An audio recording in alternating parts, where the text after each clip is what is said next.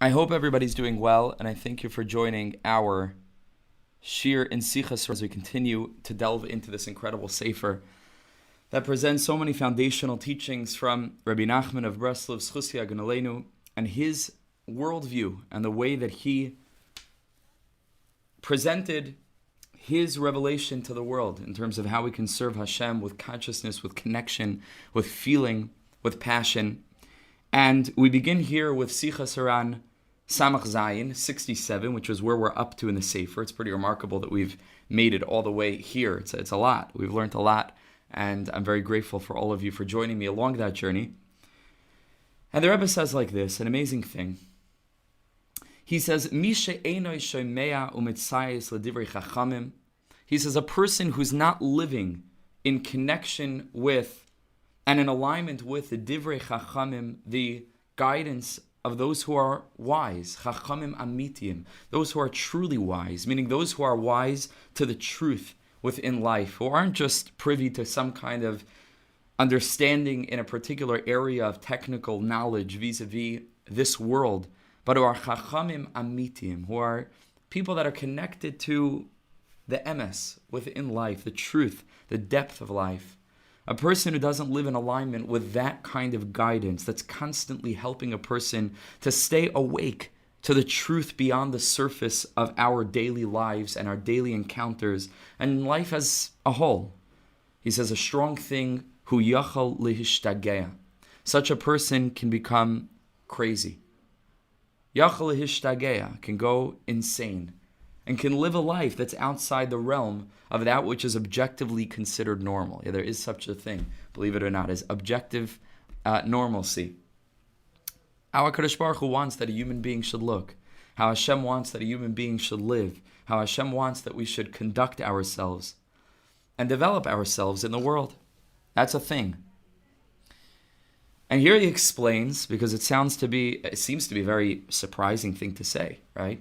So the Rebbe says over here, Ki ikar shigayon shall kol hamishugaim. If you really break it down, and we are going to have to unpack this because it's not a simple thing what he's saying here. Ki ikar shigayon shall kol hamishugaim. The primary insanity of those who are insane, who rak, if you boil it down, it's really machmas because shu enam etzayis v'shamei l'divrei habalei seichel.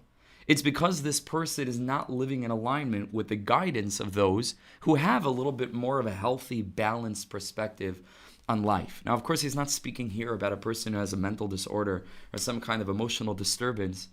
He's speaking about lifestyle choices that people make, things that people get involved with, that when held up to the light of what's possible for the human in terms of how we can potentially live in an elevated way, in a balanced way, in a healthy way, whatever that means for each person, this person chooses to live in disalignment with that.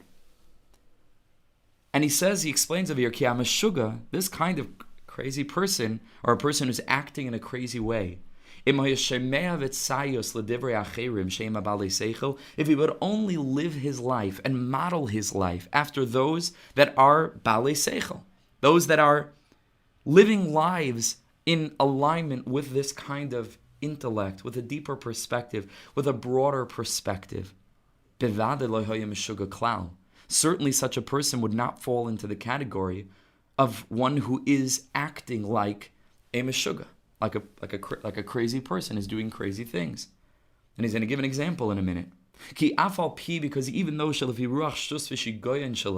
that some internal compulsion is recommending for this person to do something so out of the ordinary and so out of the boundary of what we would consider normal as it's absolutely clear to this person that he needs to walk with ripped up clothing, and to roll around in the dirt the whole day, in the dust and in the garbage, to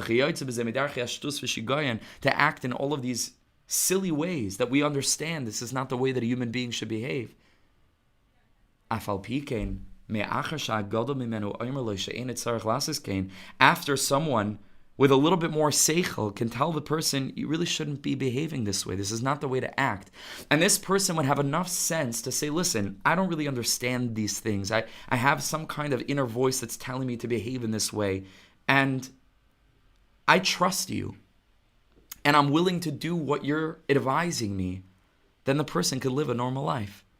Now, obviously, pragmatically, practically speaking, presumably this person is not going to have access every minute to constantly be consulting this person. It's not like a life coach, it's not for every single word in every single conversation, in every single circumstance.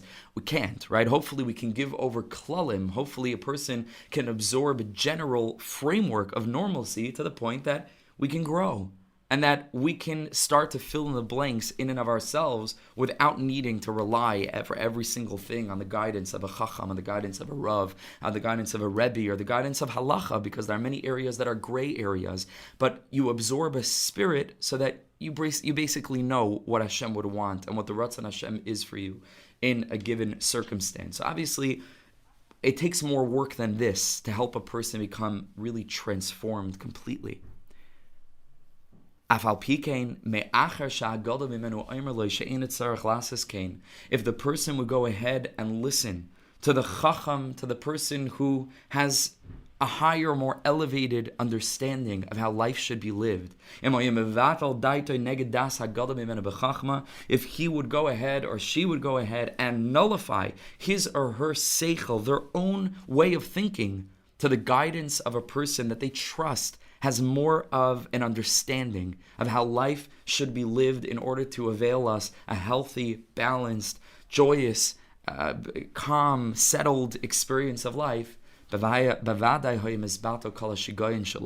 certainly we would eliminate a great deal of the insanity that's clouding this person's mind, that's preventing this person from living life fully. So what does it really come down to, says Rebbe Nachman? It comes down to whether or not this person is willing to listen to someone who can guide him out of that insanity. So insanity is not, at least this kind of silliness, it is not an objective bond that enslaves a person forever and ever and ever, even if the person doesn't have the tools in and of himself. If the person has the midah, the trait of being able to nullify his or her own limited understanding to the understanding of others that might be wiser, that might be clearer, that might have an elevated perspective, this would help. This can extract a person from that experience. Like he says over here, a person thinks, something inside of him tells him that it's right to lay in garbage, but he has the sense that this is not what he should do. All he needs is someone to come and tell him, listen, trust me, you don't need to do that. You shouldn't be doing that, right? And if the person will say, okay, I trust you, then the person will avoid all of the different problems that come because of this particular kind of strange behavior of rolling around in garbage that could enable the person to get their feet on the ground, join society, get a job, and so on and so forth, all because they were able to listen to someone who had a little bit more clarity than they had in that moment. Nimsa, says Rebbe Nachman, we find that the primary insanity is because this person, for example, is unwilling to nullify their own understanding and listen to the guidance of one who is wiser. And Rabbi Nachman says, understand this very well, because of course we're not just speaking about a person who feels compelled to roll around in garbage. We're speaking about each and every one of us, with all of the things that we struggle with, all the things that we stumble over, all the ways in which we walk through life like a blind person in the dark who can't find his way. And that's not to say anything negative about our lived experience of reality. That's okay. We're not expected to have all the answers. We're not expected to always have 100% clarity. We're not always expected to know what the right thing is to say or the right thing is to do, or how to choose between, this is very frequent, how to choose between two bad options, right? Because not always in life is there a good option that's so good that it's really objectively good and that it's great and everything will work out. Life isn't that way. If a kid is screaming and throwing a tantrum in aisle 3 in the local supermarket, there's no real great way to deal with that. Dragging him along is not great. Letting him scream and make a scene is not great. Holding him while he's trying to hit you is not great. It's not a great situation, and that's okay. Not every situation in life always has a obvious, clear, perfect resolution. It's sometimes the experience of having to choose between two not such good options, right? And the sooner that we become aware of that and accept that, life gets a little bit easier, because it's not always easy. The expression, you're stuck between a rock and a hard place. That's how life often is. But if in all of these moments we would have a kesher, a connection to a more elevated perspective, a perspective of balance, a perspective of sanity, a perspective that we find it difficult to naturally experience in a moment of challenge, in a moment where things are really going very poorly and we're angry and we're frustrated and we have tunnel vision and we're focused just on this moment and we're not. If in that moment we can stop and pause and reconnect either directly or indirectly to a tzaddik, to a person who represents in and of his essence an elevated way of living. That's just the energy that we get when we look at the picture of a tzaddik. So it's important to have pictures of tzaddikim in our home. Just by looking at them, it's not just you're looking at the picture of a person. In that moment, if you can look at that picture, so all of a sudden it like refocuses you a little bit on what's important in life, what life is really about, recenters you, re-anchors you, and can give you a firm foundation, a platform from which to begin to build again. This is the inyan of a tzaddik. This is the inyan of a chacham. Something similar to a light tower, whatever those things are called. It's called a lighthouse, right? A lighthouse where a boat is not even sure where the shore is because it's so stormy and they lost control completely. But all of a sudden they look and they see that beacon of light and they know. They know which direction they're going in. They know where they're coming from. They know where they need to turn if they are to continue on their journey. It's the same way with all of us. And the tzaddik is this lighthouse. It's a beam through the fog. It's clarity when everything else is convoluted. And this is what Rebbe Nachman is telling us. It's okay to sometimes have this experience of shigayon. This is called being a human. All of us experience this. But in as much as we're connected to a tzaddik, who's giving us eitzos, guidance, and we're willing to trust him, and we have the humility to say, really, it's become clear to all of us that this particular tzaddik really has a better grip on life than we seem to, and they seem to be able to react to challenges in a calmer way, and they seem to be able to remain God-conscious in a way that we often seem never to be able to really, really hold on to and connect with, certainly not in a continuous way. No, that tzaddik can guide us. And we're willing to submit ourselves, that naturally covers for so much of the way that our natural shigayon, that our natural insanity, or if you want, our natural confusion expresses itself. Even though we don't yet have perfect clarity, and like I mentioned before, we still might slip, and we don't really know, again, the right thing to do all the time, right? And there are moments that are less clear than others. But generally speaking, we can cut out a whole lot of the shigayon if we're willing to follow the path that is already paved before us by the tzaddikim in general, because we're learning the Torah of this tzaddik who has a lot of practical guidance, this tzaddik in particular, Rebbe Nachman in particular, and that alone covers for a lot of the trouble that we experience along our journey. But I think that we can focus on a certain interesting choice of wording over here that might avail us a deeper understanding in what Rebbe Nachman is saying, even though everything that we've said until now is certainly the simple understanding of this piece. Let's take a look back into this source, and I just want to focus us in on a few interesting words that Rebbe Nachman repeats twice, I believe.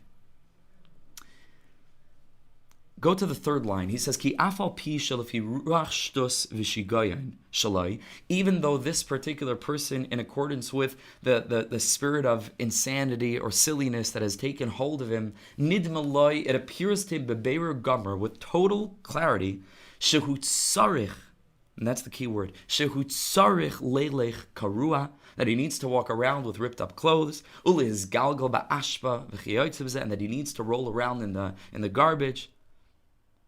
And all different kinds of silly ways and antisocial ways of behaving that are not helping this person to proceed in life in any healthy, meaningful way. Afal pikein, even though he still has this feeling inside of him, me'achar sha'gadol mimenu oimer loy she'enoi tzarich lasis kain.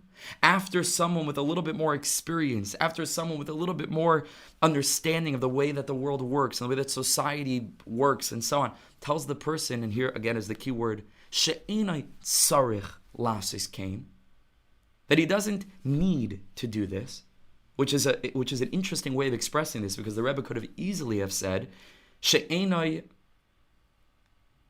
lasos kain, right? That he shouldn't be doing this. Or she'ein ra'ui lasos kain. It's not fitting for him to do this. The Rebbe uses very specific terminology. She'ein tzarich lasos kain. He does not need to do this.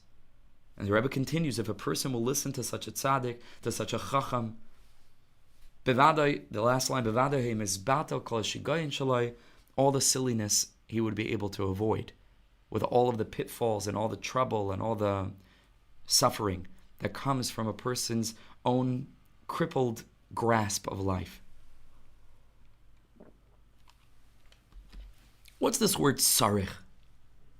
He thinks that he needs to do this, and the tzaddik comes and he tells him he doesn't need to do this. What's the implication of these two words that we find in this piece? So let's take a look over here at the next source from Reb Nachman and Likutei Halachos. And Reb Nachman over here in Likutei Halachos, Hilchos Netilas Yadayim L'Suda, Vav, Islam at Gimel 33. He writes about the seventh lesson in Likutei HaRan Tinyana, called Torah Zayin. And the Rebbe says, and Reb Nachman says, Ki ha'Torah ki merachmav hanal. This lesson that's called Ki merachmav Yanagim, very long, beautiful, glorious lesson in Likutei HaRan.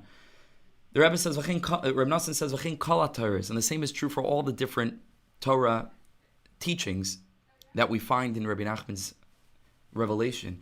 Kshura yachad b'kesher nifla. They're all bound together in a wondrous way. This teaching is bound together, the beginning and the middle and the end. Even though it seems to be disparate parts, it's all one message, it's all one theme. Ki mitchila, he says, because in the beginning of the lesson, Kosav Rabbi Nachman writes, that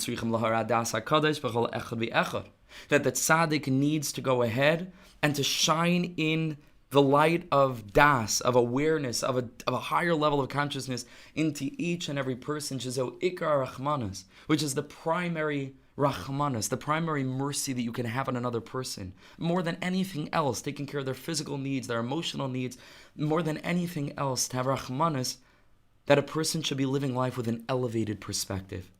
Because if they have an elevated perspective, then despite their physical difficulty and despite their emotional difficulty, you've given them a way of tapping into a type of consciousness that can enable them to deal with the difficulty, to deal with the challenge. And that's the biggest rachmanos there is. To go ahead and to bring them out from all the sins and all the, like we often translate chet, right? Just means the veering away from the main path that really represents the foundation of our lives and how we want to be living. You can free a person from that, because it is a spirit of insanity that gets into our mind. A spirit of shigayon, which is similar to what he had been referring to in the piece itself, which we'll get to. And then Rebbe Nachman continues, and what does he say? He says over there in Torah Zayin, he reveals that the tzaddik is able to provide a very strong message to every kind of Jew. Both to the Jew that is on the level of what's referred to as Dari Mala, which we mentioned this morning in our pre-davening shiur for Chodesh Shvat. We spoke about the Dari Mala and the Dari Mata and the Tzaddik's ability to relate to both of those kinds of Jews. So the Tzaddik's able to shine the light of intellect into the Dari Mala, into those that are succeeding in their Avodas Hashem, to those that are on a very lofty level. And what's that das? What does the tzaddik, what consciousness does the tzaddik give them? You can keep on growing. You can keep on striving. You haven't gotten there yet. There's always more to grow. But also, primarily, the Dari Mata. The tzaddik is able to shine the light of consciousness into what's referred to as the Dari Mata, to those that are living and abiding on a very low level of Yiddishkeit, of religious success. What's his message to those that abide on the lowest levels, the lowliest pockets of the human experience? A very low level, and all kinds of Gehenna and distance from Hashem. The tzaddik's job is to encourage those people by reminding them that Hashem is with them and next to them, despite how distant it appears that they are and how distant they feel from anything holy, to let them know if you're alive, if you're breathing, Hashem is as close to you as you are close to you.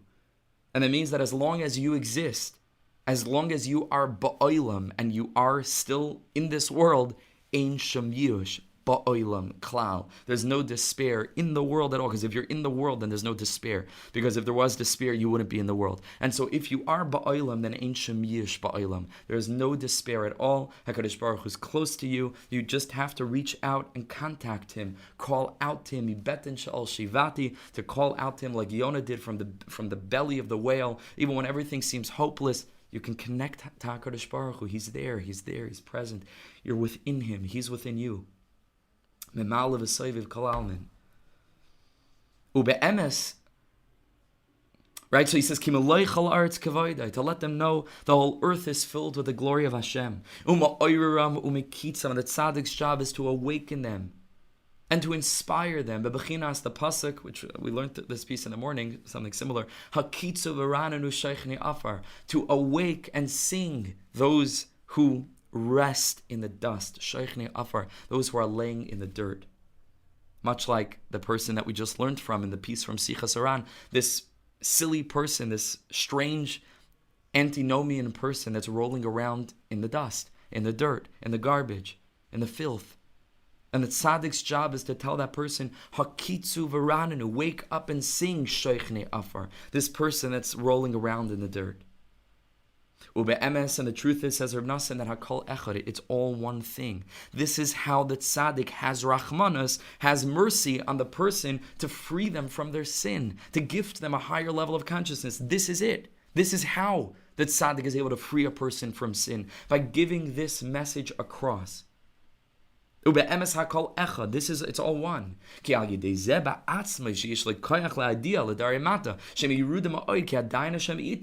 With this, that the tzaddik has the ability to make it known and to make them aware, those that are living life in a very lowly way, who live feeling as if they're disconnected and as if they have no contact at all with Kedusha, to let them know that Hashem is still with them.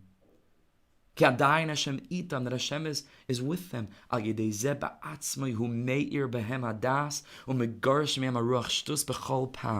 Each time that tzaddik keeps on reminding this person, even though they find it hard to believe and they laugh it off the first couple of times, but the tzaddik is insistent. That tzaddik sees in you what you don't see in yourself. That tzaddik keeps on reminding you, you're not stuck. That's the point. You're not stuck. You don't have to live this way.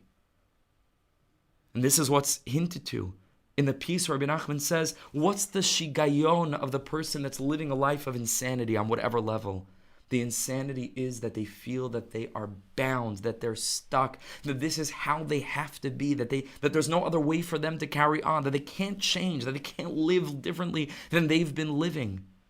Stockholm syndrome, right? Where they feel as if they were to break free from the captors, they couldn't live anymore.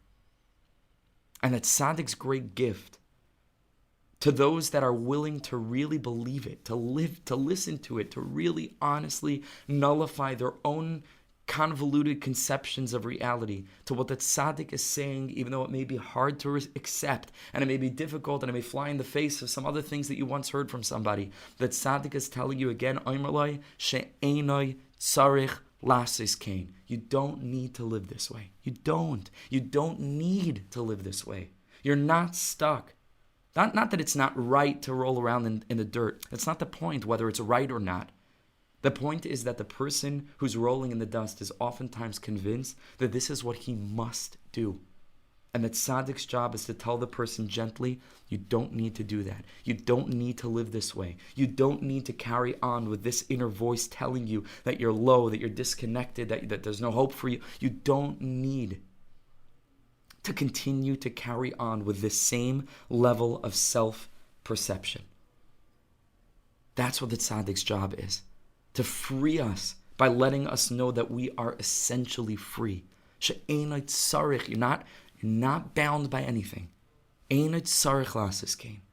And that's what Rebbe Nassan is saying over here. How does the tzaddik free a person from sin? How does he express this incredible rachmanus, this incredible mercy that he has on every Jew that he sees struggling, being trapped in lowly kinds of behaviors and reactions and ways of speaking or ways of thinking or ways of talking to oneself within one's head? All these different kinds of things that a person feels stuck in. How does the tzaddik free that person from living life in misalignment with their true essence? This is how. This is how. The tzaddik is shining this light of intellect. And the tzaddik gets rid of this spirit of insanity that causes us to think that we're trapped. This is not simple to do. It's not simple to do. It takes a tremendous amount of talent, skill, malacha gedola, a lot of work. Va'amnus nifla, an incredible artistry. Ma'oid ma'oid. Lahayr adas ba'anashim ke'ela. Shenishlu ba'avainos.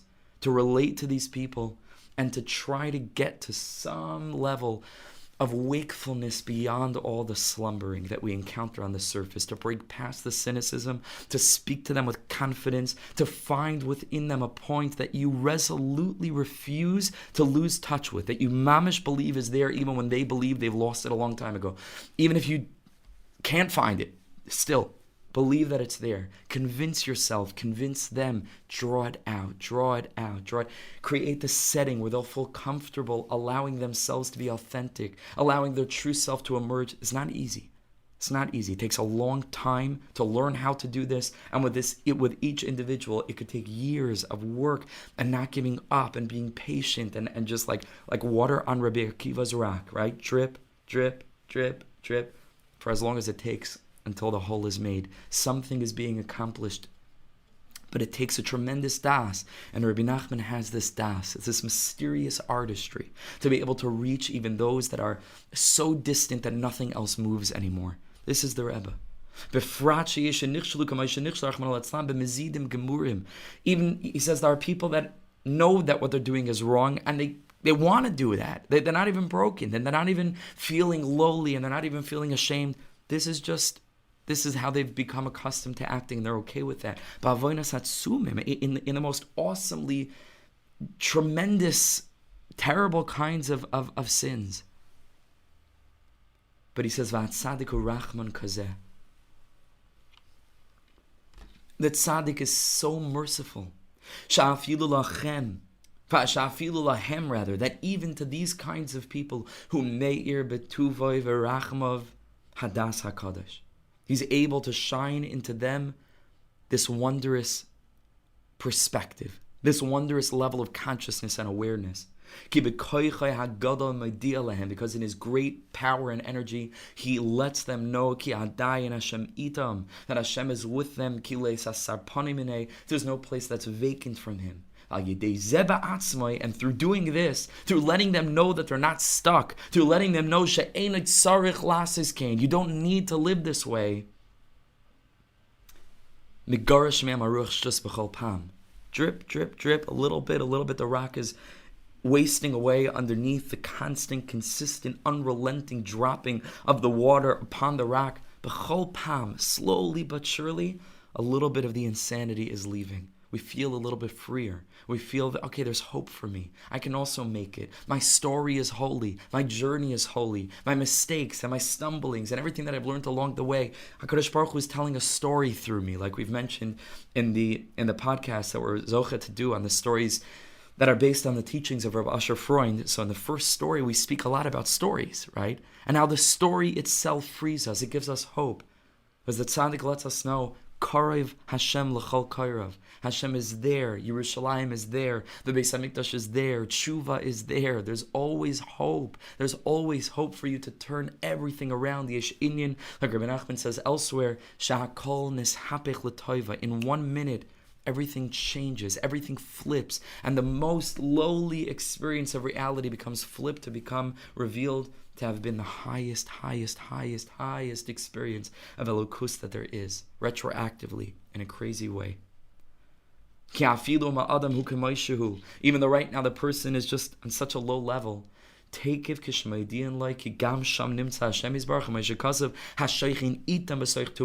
Hashem himself says, I dwell among you in your impurity. Hashem is there. The minute that we let this person know, even in the 10 crowns of filth, the dark side, so to speak, of Hashem's positive revelation in the world, the darkness, Nimsa Hashem Yisbarach, Hashem is there too. Because it's only from the godliness within that they're able to find strength to be. As I taketh by reach harashtus, when you shine the light of clarity, of consciousness, of elokus, naturally the darkness dissipates. And here Rebbe Nachman is telling us this is what the sanity of the tzaddik is, to let us know that we are not stuck.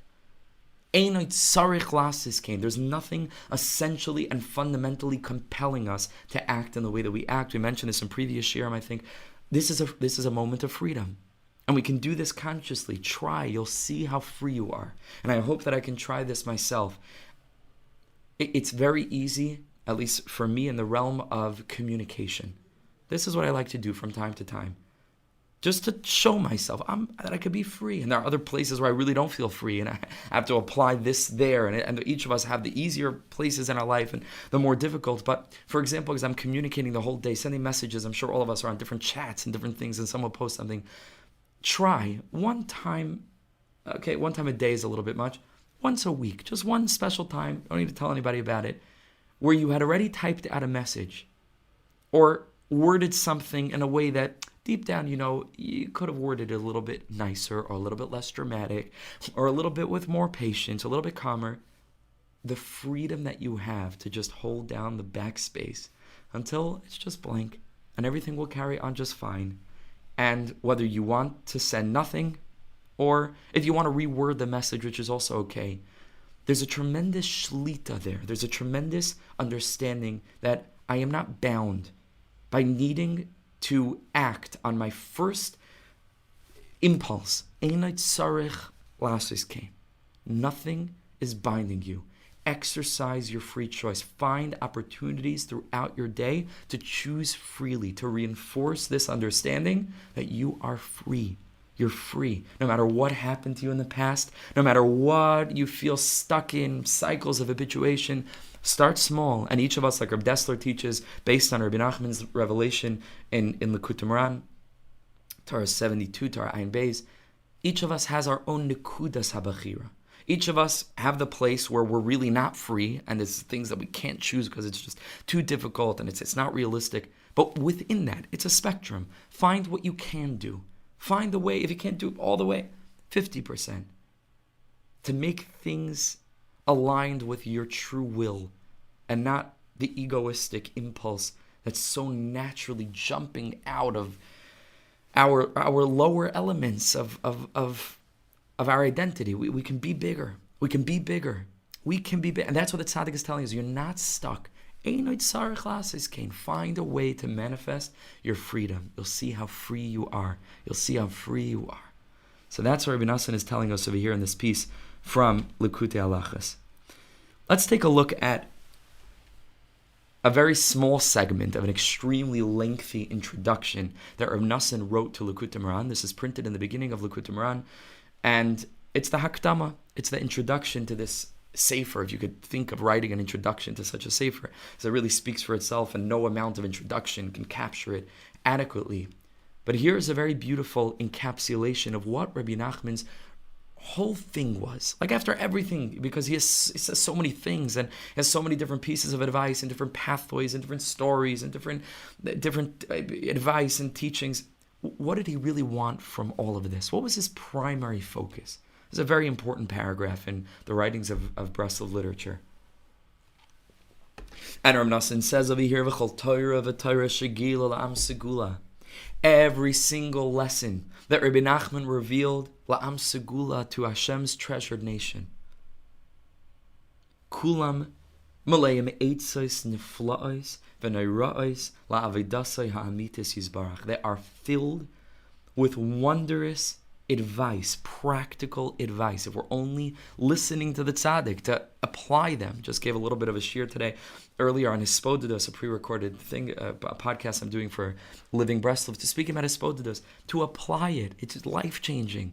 It's life-changing. The question is whether we are actually implementing these teachings, right?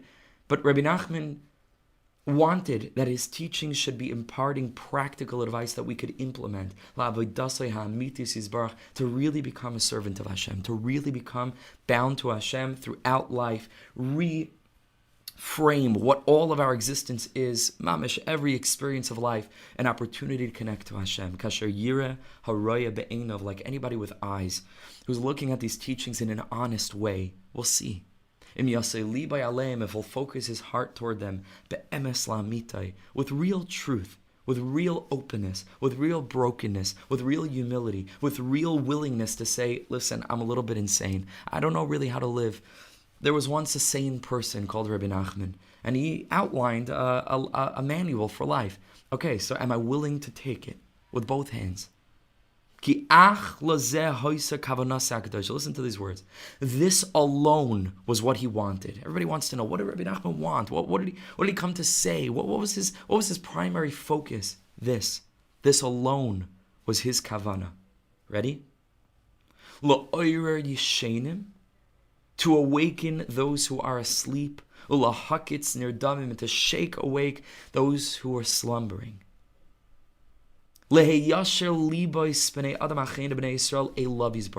smooth out the hearts of humanity toward Hashem, to smooth them very gently. Like Reb Shlomo Kalbach once talked about, at the very, very end of the Rayatz's life, the Rebbe Rayatz, he talked about the last Shabbos, or the last Rosh Hashanah, I think it was, where he was by the Rayatz, and he describes the way that the Rayatz was gathering his tzitzis before Kriya Shema, when we say that Hashem should gather us together, we take the tzitzis and we bring them together, and we say that Hashem should bring us straight to our land, standing upright. And he said the way that the Rayatz was lovingly taking his tzitzis and straightening them out, he said in that moment he was straightening out the hearts of all of Am Yisrael.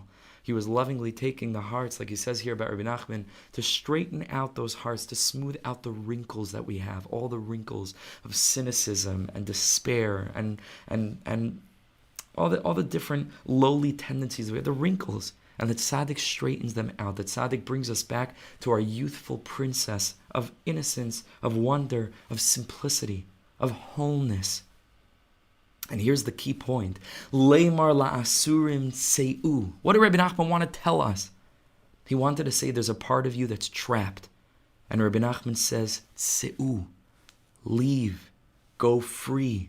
La'asher b'choshech, to those who are in darkness, higalu, be redeemed. Lifakeach einayim ivros, to open up blind eyes that were closed. And to lead out those that are trapped in the chains of servitude. To take the prisoner out of his prison. Those that are sitting in the darkness of the dungeon. Those that are trapped in their taivas, whatever that means. Those that are trapped in their ways of being that they think they can't break free from. And those that are completely and entirely in chains and chained to their vanity. And those that have been cast so far away because of their sins. To turn the hearts of Am Yisrael toward Hashem, to return them to Hashem in truth, in a way that's correct, in a way that's pleasant, in a way that's straight before them. The way that our fathers and forefathers and grandparents and great-grandparents and great-great-grandparents all the way throughout our history, the way that they lived, the way that they walked. This paragraph, that's everything. This is what Rabbi Nachman wanted. Leimar la'asurim tseu, to tell those that feel trapped that you can leave. The door is not locked. You just need to turn the doorknob. And Rebbe Nachman says, I'll teach you how. We don't need to act this way. The das of understanding, Hashem is with you. You're not alone. You're not stuck. You're never stuck. There's an akudas habachira. Start from where you can start. But start because you can. This was the ultimate focus of Rabbi Nachman. And if you look after the introduction that we just learned a little piece from to Likutei Moharan, before the actual Sefer starts with what's called the Hashmata lesson, a very small lesson about Rabbi Shimon Bar Yochai, before Torah Aleph, which the Sefer actually begins, you'll find a very unique poem, for lack of a better word. It's an acrostic, a poem that's called Shiur Na'im, which means a pleasant song, a pleasant poem, which is the only poem that we have from Rabbi Nachman. Presumably he wrote more than this, because it's not likely that he just wrote one poem, but this is the one poem that we have, and throughout the poem he weaved his name, Nachman, ben Simcha, and then Nachman, and then many, many different ways. It's a lengthy poem, but I just want to read to you 4 stanzas from this poem, 4 very famous stanzas that actually, if you look, as I bolded it, have the word Nachman within these 4 paragraphs, right? The nun, and then the ches, and then the mem, and then the nun spells Nachman. It's a little bit scrambled, but that's the name Nachman. So let's take a look at these 4 paragraphs. Listen to these beautiful words of poetry from Rabbeinu HaKadosh, who's trying even right now, as we're learning, he's smoothing out the creases. He's making us a little bit more sane, a little bit more whole, a little bit more free. And here the Rebbe says like this. Listen to this. It'll speak for itself, but listen to the personal way that he's communicating here with himself. He's speaking to himself. He's speaking to all of us. Nafshi hachazaka v'hapikachas. He says, my mighty wise spirit, my mighty wise soul. Lama lechast alayich. Why have you not cared for yourself? Why have you not had mercy on yourself? V'shachachta oymen hamagadol. And you've forgotten the oymen, that incredible artist, that incredible craftsman, hamagadol, that helps you develop, that raised you. Speaking about Hashem, of course. Ve'achilech mamtakim, that has fed you the most delicious sweets. V'ilhabishech argamon, and has clothed you in royal purple. Va'ata, but now, ataramuse bin ikve hatzayin, you're trampled by herds of lowly animals, the sheep that are stamping on you into the dust. Where the person from the mashal in the piece that we're learning really here, Sichos HaRan Samach Zayin, is rolling around in the dirt. Shaychne afar. Ataramuse bin ikve hatzayin, you're rolling around, you're being stepped on, trampled on, tread upon. And you're being kicked around by all the lowly impulses of our humanity, the physical, the dross, the thick. And now you're completely naked. You're without anything to protect you. You're in a state of disgrace. Yein mishtayich, that wine that you could have drunk, that you could have been drinking, nepach, has been transformed lemishtei dema'os, into a cup of tears. Chazak v'nes chazek, says Rabbi Nachman. Take great strength. Ve'al tihye, and don't be kapil hagadol, like the great elephant. Ve'kagamal, and like the tremendous camel. That afilu kishamashchehu bechatmoi ha'achbar, that when a little mouse leads him along by his nose, lo yivat bo, he doesn't just kick him away. V'chol zeh, why doesn't he do this? Machmashtus, because of this insanity that we've been speaking about now. Because of this craziness. What is the craziness? That you're stuck. The craziness is that you're stuck. The ruach shtus is that you can't break free. The ruach shtus is that you don't have bechira. The ruach shtus is that Hashem is not there in this place where you are right now, where you feel so distant. And the shtus is that you feel that you can't reach out to Him. That's a shtus. She'eni yodea mikoichai. Because the elephant doesn't know how powerful he is.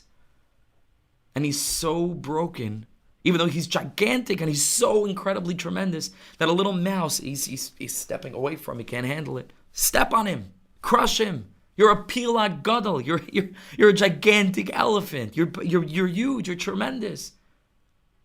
Your neshama is infinite. And all of the things that we struggle with are little mice. It's tight. Stamp on it. Break free. Leimar la'asurim tseu. She'enit sarich lasis kain. You don't need to be stuck. Break free. Do whatever you can, in whatever way you can. Don't give up. Don't give up.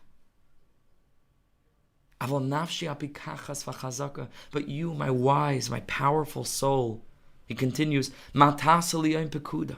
What will you do on the day where everything is remembered? And what will you answer to the one who sent you? We're not here to get lost. We're not here to become distracted. It's so easy to become distracted, but it's so hard to become distracted when you're connected to a tzaddik like this. So hard. You can't live one day without thinking, what am I here for? What is life all about? It's so easy to become distracted when we're disconnected from a chacham, when we're disconnected from a tzaddik that can guide us, a tzaddik that can lay out the red carpet to teach us how to live. It's so hard. But when you're connected to the tzaddik, there's nothing easier than staying plugged in. There's nothing easier, even though it might not be easy all the time to meet our ideals, and we all struggle, and we all have the things that we need to struggle. That's life. That's fine. That's the way that Hashem created us. But when you're connected to a tzaddik, al kol panim, you're aware, you're conscious, you were sent here, you're on a mission. See, here Rebbe Nachman says, what will you answer l'sholchecha davar, to the one who sent you? Al tabeit al mitzhales hazman. Don't focus on all the things that are bound up with the fleeting realm of time. Ki gufcha chalash v'dal. Because your body is weak and as impoverished as Rebbe Nachman's body was, because he suffered terribly from tuberculosis for most of his life. He was terribly weak. Hazman hoylech v'haime. The time is just passing by, and it's calling out. V'haguf, and as for the body, efshar achshav ba'yoymai. We should all live long, as Hashem, in good health till 120. But maybe today's the day. Maybe today's the day. 2 people Nebuch went up on an airplane, on a private plane, leaving from JFK this past Friday, with full families of children. They didn't come home for Shabbos. Chumar al-Itzlan. Hashem should be menachem those families and all of Am Yisrael. Efshar achshav b'yoymai. You never know. You never, ever, ever know. We should all live long and happy, as is Hashem, in good health till 120. You never know. And here he ends, Nikoiv leiv ha'even. Penetrate that heart of stone. V'ha'ir li misham ma'at panecha. Listen to these words. I mean, how could you not fall in love with Rebbe Nachman just from this? If you saw nothing else from Rebbe Nachman but these 4 lines, who talks in such a way? Who speaks to our neshamas like this? He tells his neshama, ha'er li, penetrate through the rock of my ego, of my humanity, break through, and shine for me from there, ma'at panecha, a little bit from the illumination of your face, bara kachama. You who are bright like the sun, yafa kalavana. You who glow gently like the moon, al tachrish, don't be silent, v'al tishkait, and don't be still, harima kolcha ha'arev. Let me hear your beautiful, sweet voice. Lift it up. Shout it loud, beshiros, with song, v'aidah, and thanks. Upsach picha, open your mouth, v'toitzi dvarecha ne'imim, l'vnei HaKadosh Baruch Hu, and pour out your sweet words before Hashem. Dalu einecha lamarayim. Lift up your eyes to the heavens.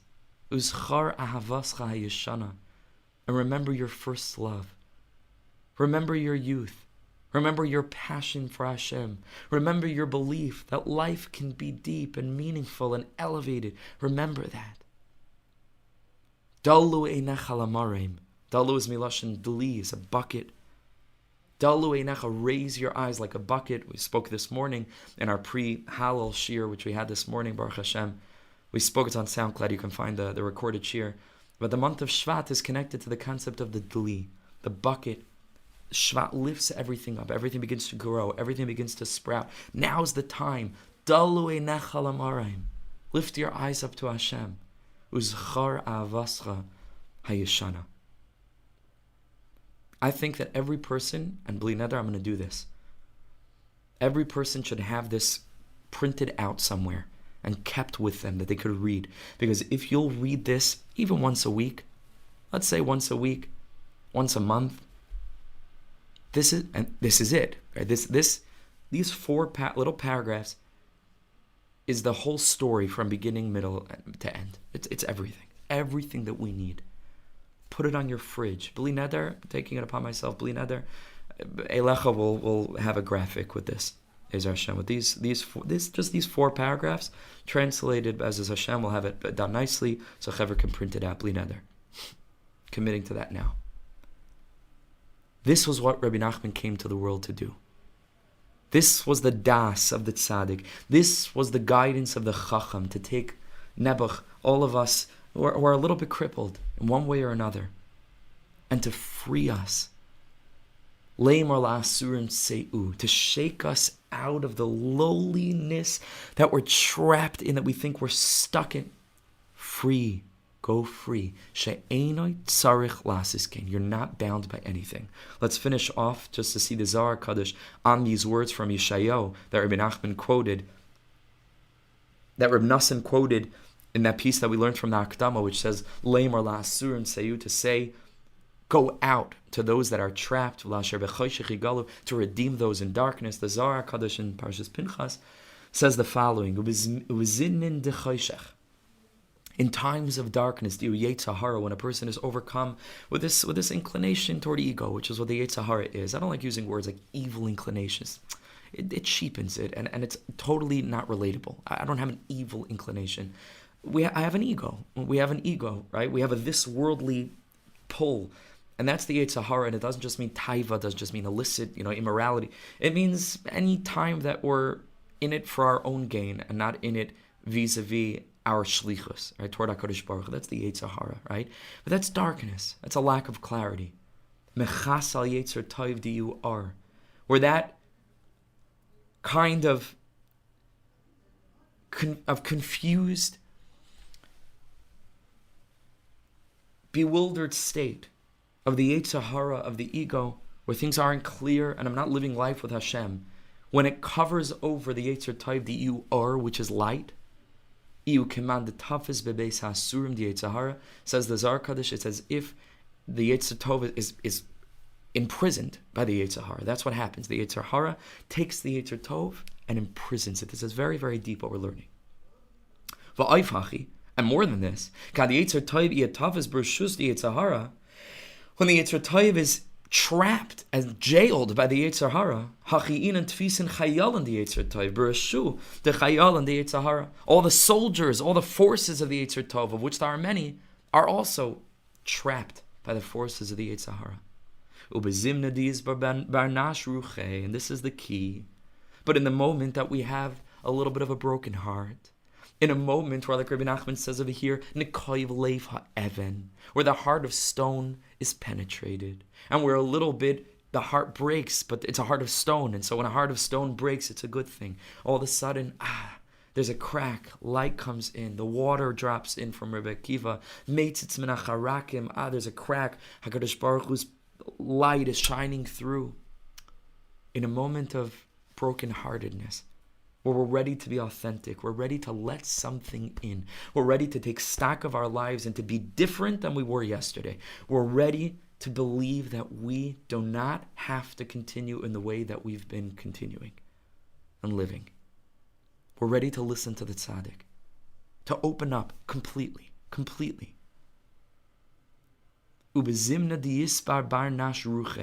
the moment that a Jew has a broken heart, b'chol evrin delay, and his spirit throughout all of his limbs are broken, which Rebbe Nachman says is accomplished by a good sigh. A person that sighs really deep, like a deep groan, a deep sigh. I want to live differently. I can't, like a deep sigh breaks the whole body. Kedam Hashem Yud Kei Vav Kei, before HaKadosh Baruch Hu, Maksiv, you know what happens in that moment? Leimar la'asurim tseyu. This is where we get commanded. Leave. Leave, you're free. V'lasher b'choshech higalu, to those that are trapped in darkness, be redeemed. Be free.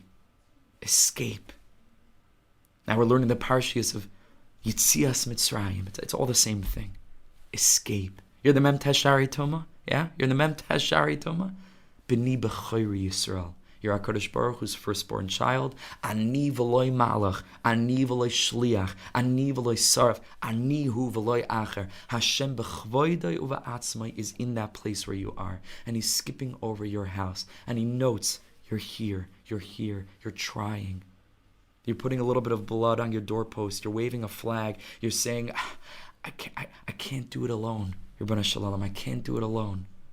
I need help. That's what it means. You put blood on your doorpost. It means you're letting people know you need help. HaKadosh Baruch Hu says, I see you. I see you. I'm with you. You're not stuck. You don't need to act in a certain way that you've been conditioned to believe, either internally, externally, that you need to be this way. Life can be different. Like Rabbi Nachman said, Harba minei chayim. Yesh harba minei chayim. There are many different ways of living. V'hayoyim, Rabbi Nachman said on that particular day, Chayisi chayim toivim. I live the good life. Rabbi Nachman wants us to live the good life. And the good life is a simple life. And the good life is a wholesome life. The good life is an honest life, is an authentic life, is a non-drama life, is an elevated life, is a spiritual life, is a life that finds eternity in every moment, is a life that's connected to the neshama and is so comfortable with the soul that we can converse with the soul in this way. We can understand how powerful it is. We can convince the soul to break out of its shigayon of being like this elephant that's just led around the whole day by a mouse, even though it's hundreds of times greater than it, hundreds of times more powerful. And that's what my bracha is to all of us. Hashem sent a sane person to the world, at least once. There are many, but at least one really sane person. And his name was Rabbi Nachman of Breslov. He was a sane person. And we're living in such a world today which is so convoluted and confusing. It could be really hard to hold on to the whatever little floating pieces of wood we're able to grab hold of in the stormy sea. Rabbi Nachman is a lighthouse. If we're willing to open up to his teaching, we're willing to open up to his guidance, to his advice, it's freeing. It's freeing, totally freeing. It's one thing to learn it. It's another thing to apply it. I'm struggling with the applying of it. But at least let's make a start by learning. And let's do what we can, like I mentioned before, each of us, where we can, to be sholet, to believe in our innate strength, our innate wholeness, our innate holiness, and to begin to demonstrate toward ourselves and others we're in control. In the places where you can be in control, it's not a zero-sum game. And all of us have the things that we find really hard and difficult. Where you can be in control. Prove it to yourself. See how you feel. This is the message of the tzaddik. Hashem is with you. Hold on to him and fly. And fly. Go free. Fly. Hapach nishbar. Like David HaMelech says, the vessel broke. The heart breaks. Va'anachnu nimlatnu. And we escaped. We should be zeicha to escape Ezras Hashem from our Yitzias Mitzrayim, from all the things that are binding us, from all the things that are challenging us, from all the things that are paining us. And Hashem should give us the privilege of experiencing in our own lives true Yitzias Mitzrayim, true Geula, and to follow the light of the tzaddikim of Moshe Rabbeinu, vayaminu b'Hashem, not just to believe in Hashem, but uva Moshe Avdai, to believe that the tzaddik plays a role and his guidance plays a role. Hashem should bless us. Be'ezus Hashem. Thank you so much for joining. I hope you enjoyed, and wishing everybody a beautiful Chodesh Tov, full of buckets that are just drawing up everything that's hidden deep below the surface, and allowing us to ride along those buckets as they lift us to the great beyond, to HaKadosh Baruch Hu, who's beyond, who's within, who surrounds, who fills, who is all there is. Be'ezus Hashem. Thank you very much. Chodesh Tov. All the best. Kultiv. Thank you. Thank you very much. Thanks for joining. Have an amazing month. Chodesh Tov.